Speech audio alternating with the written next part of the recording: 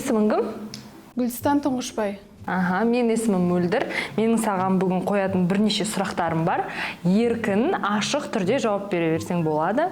Бірінші сұрақ, сенің ойыңша президент деген кім? Президент деген ол бір мемлекетті басқарушы адам. Сол мемлекетті дамытып, сол мемлекеттегі адамдарды басқарып отыратын адам деп ойлаймын. Президенттің, мысалы, президент болу үшін адамда бір ерекшелік, немесе бір қандай бір көзге көрінерлік қасиет болу керек сенің ойыңша? Тіл мәнері, ойы, жоспар құруы, тағы да солар деп ойлаймын. Біздің Қазақстандағы президент кім? Танисың ба? Иә, Қасым-Жомарт Тоқаев Кемелұлы. Жаңа сен айтқан қасиеттер сол кісінің бойында бар ма? Бар. Егер сен президент болсаң, осы Қазақстанда нені өзгертер едің? Қай жерге бір өзгеріс енгізер едің? Не ұнамайды саған?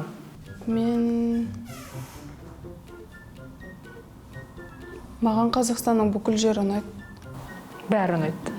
Ештеңе өзгертпейсің ба? Осы жаңа Қасым-Жомарт Тоқаевпен кездесу мүмкіндігі туса саған, ол кісіге не айтасың? Кездесіп қалдың дейік. Ол кісіге оған осылай басқарып отырғанына рахмет айтатын едім, және де мектептер, мекемелерді көп қылып ашсын деп айтатын едім. Жарайды, енді президент кім екенін білдік, ал депутат деген кім? Депутат деген қарапайым халықпен сайлауда таңдалған адам. Сол бір билікті басқарады. Яғни депутатты біз өзіміз таңдаймыз, иә?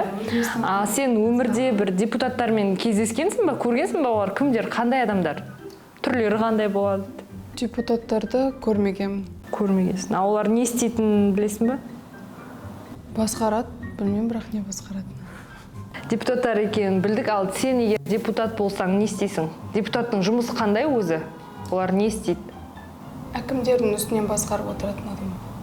Аха. Ал әкім деген кім?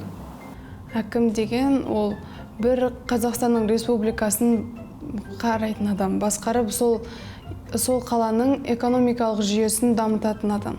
Қандай күшті сөздер білесің?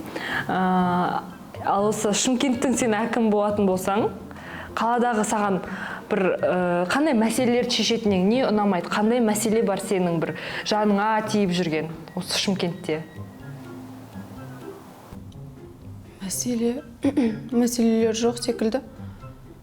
Бәрі күшті ма? Автобустар уақытында келмейді. Ештеңе өзгерткің келмей ма? Автобустарды көбейтетін шығармын. Андай адамдар ішінде көп болып кетеді. Ауа жетпей. И потом тағы да айтып ал, мүмкін әкім болып кетесің.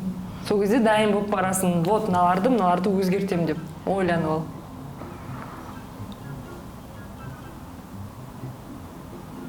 Автобус көбейттің, мектеп аштың. Тағы не бар? Университеттер салатын еді. Университеттер салатын еді. И потом андай мүмкіншіліктері аз балаларға көп көмектесетін едім.